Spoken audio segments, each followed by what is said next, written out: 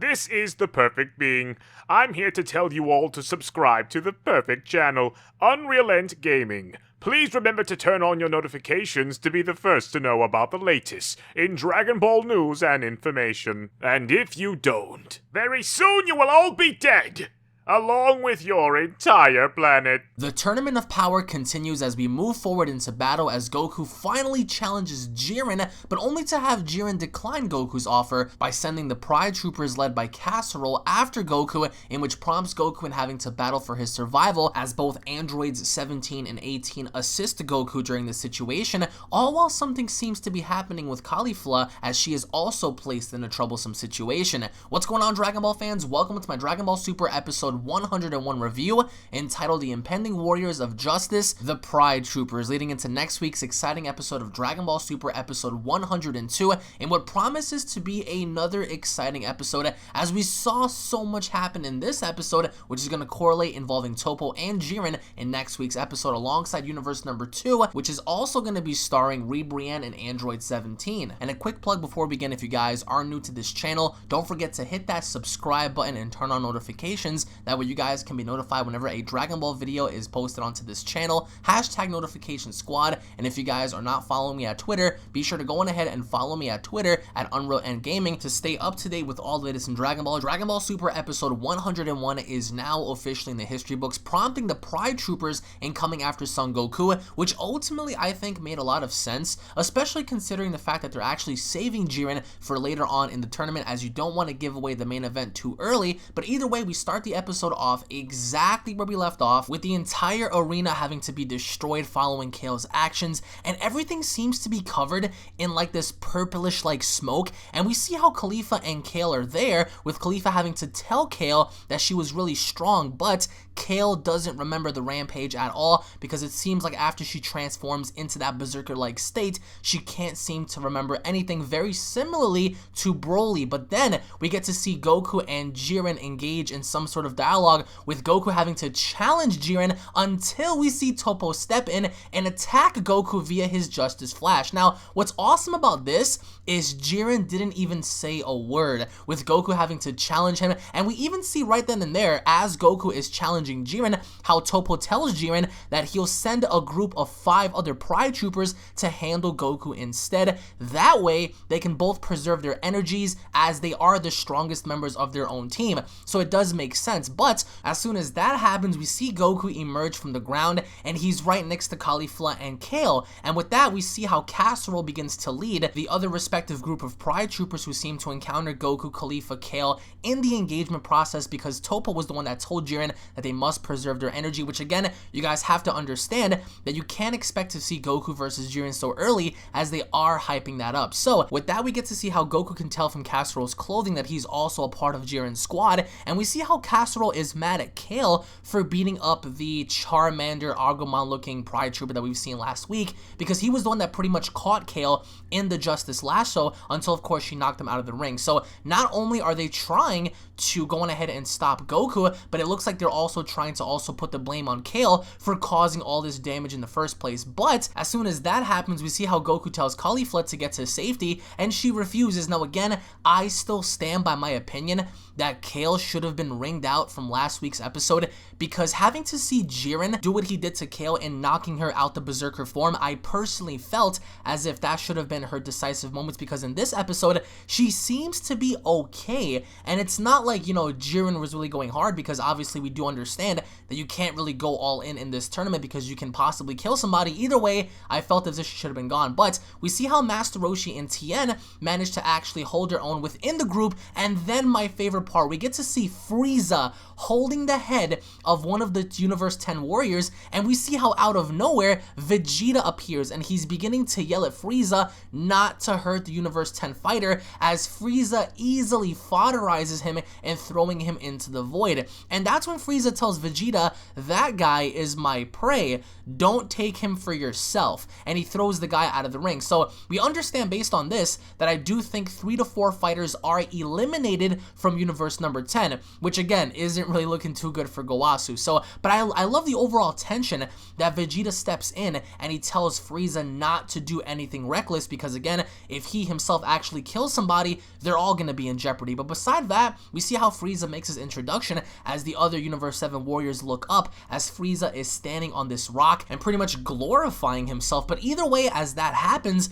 we see how one of the Pride Troopers wraps himself around Goku, as we also get to see him transform in a way which was kind of weird, with that little dwarf-like midget character having to utilize like this giant tornado in trying to get Goku out the ring. So again, it was a very smart strategy on their end for one of them to keep Goku locked while the other one was trying to push him out. And we also get to see Khalifa fight the frog-like Pride Trooper in base form, which again, you have to give it up to the Pride Troopers because they were holding their own, but I just felt as if some of these characters should have been fodderized, especially from the early get-go. The frog-like dude, the green frog dude, and either way, as Khalifa was fighting him, he begins to lift his finger in the air, and these giant blue energy balls are like hanging up in the air, and that was a pretty cool attack. You guys can't deny that, because it actually reminded me in a way to Piccolo's Hellzone grenades. I mean, the way they were all positioned and the way he all commanded them to come back down. And in any case, we get to also see how Kale notices that, you know, Khalifa's in trouble, and she begins to pursue after her until the female Pride Trooper pretty much seals her in this energy-like sphere, which is preventing Kale from even transforming or doing anything to save Khalifa. And we see how Casserole feels pretty good about himself, that the fact that, you know, they're actually gaining the upper hand on Goku and his friends until 17 and 18 step in. Now, for me, as a fan of the androids, I wanted to see these two actually coexist together within this tournament and fighting as a cohesive unit. And against Casserole, that's exactly what they did, because I definitively feel as if Casserole was the strongest amongst the other, you know, Pride Troopers that were there, as we get to see Casserole get kicked by 17, but even then, Casserole acknowledges both the androids in creating these two energy blades from his hand, and in attempting to stop 18 and 17, in which he charges both of them until 17 pretty much tells 18 to get out of dodge, in which we have Casserole versus 17. Now, the hype for 17 has been so real ever since his reintroduction within Dragon Ball in Dragon Ball Super, because everyone wanted to see what 17 was capable of against various other fighters aside from Goku. And even then, we see how 17 and 18 note that Casserole can materialize his ki into those blades, very similarly to how we saw Zamasu and Goku Black do it, which again, I feel as if that concept is getting a bit overused, because nowadays everyone seems to have energy blades within their disposal. But then we see how Android 18 makes the save against Goku, because Goku was in trouble. And again, I can't seem to fathom how many times Goku has dropped his guard in this overall tournament, man. If it were not for other people helping him, this man would have been in deep trouble. And I love how 18 acknowledges the fact that the Pride Troopers are aiming for Goku, and 18 and Goku having to work together, not only to defeat the little dwarf-like character, because he is using this giant tornado to repel their blasts, you know, back at 18 and Goku, but it seems like the Pride Troopers have like such a unique, diverse combo with them, because whatever one character does, the other one follows with them. And of course, we see how one of the characters was beginning to charge at 18, and Goku having to not even do anything about it and not transforming further, at least for the moment being, of course. But by the end of it, the Pride Trooper who was able to transform into the blue-like character was ringed out. So of course, we have the Charmander looking dude who was ringed out and now followed up by this guy. And then by the end of it, which was funny, we see Goku and 18 pretty much encounter like the little dwarf by the edge of the ring, and he was gone. By using that little tornado, he was gone. But 17 versus Casserole was so good, because no matter what Casserole tried to do, even with the energy blade, we see how he tried to slash 17. 17 caught it, he threw him, he repelled him, and Casserole pretty much tried to do a Houdini-like technique and having to shoot down on the ground and disappearing and rendezvousing with the other Pride Troopers, because right now, out of the 5, now it's only down to 4. The frog, the female, Casserole, and the little dwarf.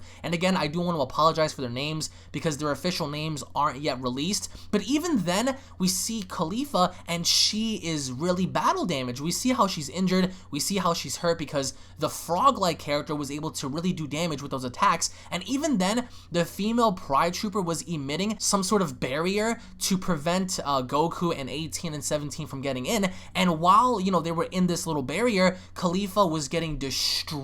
I mean, those blasts, that the Pride Troopers were emitting were just damaging her heavily. So you have to give it up for Khalifa though for actually even attempting to survive this, because she was trying her best, and all while this is happening, Kale is in that little bubble and she's watching her teacher, her master, just get decimated by legitimately everybody. And just as we see Khalifa down on her knees, she gets back up and she seems to keep on pushing and fighting and pushing and fighting, even looking back at Kale, in telling Kale and vowing to protect Kale no matter what, in telling her that you are my protege. And even as the little dwarf-like character is beginning to use the tornado against her, she's trying to fight it off. And it was a really surreal moment because, you know, putting yourself in the situation of Kale and having to watch this happen before her very eyes, and then right then and there, everyone's biggest fear was that she was actually able to do something while inside the energy sphere in transforming into a Super Saiyan. But the thing is, it was quite different because even as Khalifa looked back, we finally see, you know, Kale unleash this Super Saiyan-like transformation. And no, it wasn't the Berserker-like form, because she actually had control over this form. Now, what this is, many months ago, we finally saw how there was a leaked image of what was supposed to be Super Saiyan Kale, but then that we never saw any of that until we saw Super Saiyan Berserker occur first. So what's actually very cool about this is seeing how Kale is saying, oh, this is really me, and Khalifa having to say, yes, you know, Kale has finally managed to control her power without going berserk. So that's actually a plus, because now, finally, Kale is able to do so much more within this tournament without having to just go completely crazy in her Berserker-like form. And then, my favorite scene, we see Super Saiyan Kale, Super Saiyan Khalifa fire back against the Pride Troopers. So the females in this episode were definitely the MVPs. Legit, it was 4-on-2. It was 4-on-2, and that's what made everything so awesome, especially towards the end, because even Casserole, as much as you guys, you know, want to crap on the Pride Troopers, they pretty much gave it their all. But either way, we see how Khalifa's crying, Kale is crying, and they're using that emotion, you know, to their disposal in firing back against the Pride Troopers in this beam struggle. Again, keep in mind, it's 4-on-2. And, you know, I love how Kale executed those emotions in having to push forward. And then we see, you know, Kale begin to grow and grow as she's pushing back. And then finally, again, she powers up into the Berserker-like state that she was earlier. So it was crazy to see her have two forms back to back. And even with that, she was able to fire back against all 4 of the Pride Troopers, which was amazing, because for the first time, we see Kale have some sort of retention as to who she is, the gravity of the situation, and then finally they knocked all 4 out the ring. So you have to count it as of right now, 6 Pride Troopers have been eliminated. So most of them are gone, and even as the giant energy, like, you know, sphere was, you know, just gone, we see how Khalifa emerges, Kale emerges, but she seems to have control. So finally, they actually did something relevant to Kale's character in giving her control, because Kale's quote-unquote ultra superpower, you know, was enough to pretty much conjure up thought process and everything like that to just, you know, keep her stable, which I thought was the best, as we later get to see Android 18 throw out the female, in which we saw her fight the female, you know, previous to all this. And I love Belmont, or Vermouth's reaction, because he couldn't believe that all of his Pride Troopers were ending up, you know, having to get ringed out so fast. And we see how, you know, one of the female characters says, I'm fine so as long as I'm in this barrier, and then she gets thrown out. So I love how by the end of this, we get to feel the tension. We get to feel, you know, a moment of clarity for at least Universe number 6, because they were in trouble and they managed to fight back. But I would like to know what you guys have to say down in the comment section below. What are your overall thoughts on Jiren not accepting Goku's offer? What are your overall thoughts on seeing Casserole combat the likes of Androids 18 and 17? What are your overall thoughts on the episode as a whole? Did you guys prefer this episode over last week's episode, or the polar opposite? Comment down below, guys. Thank you all so much for watching. If you guys are ready and excited for Dragon Ball Super episode 102, go on ahead and smash that like button. Tune back in for more if you guys are new. Don't forget to hit that subscribe button for more news, information, and updates. Tune back in for more, guys. Again, this was an exciting episode. I would consider this episode to be very good, especially seeing what Frieza did, as I do firmly believe that they're building Frieza up for a more prominent event later on down the road. But I would like to know what you guys have to say down below. Tune back in for the breakdown review, and I'll be seeing each and every single one of you guys down the comment section below. Have a great day, everybody. Peace.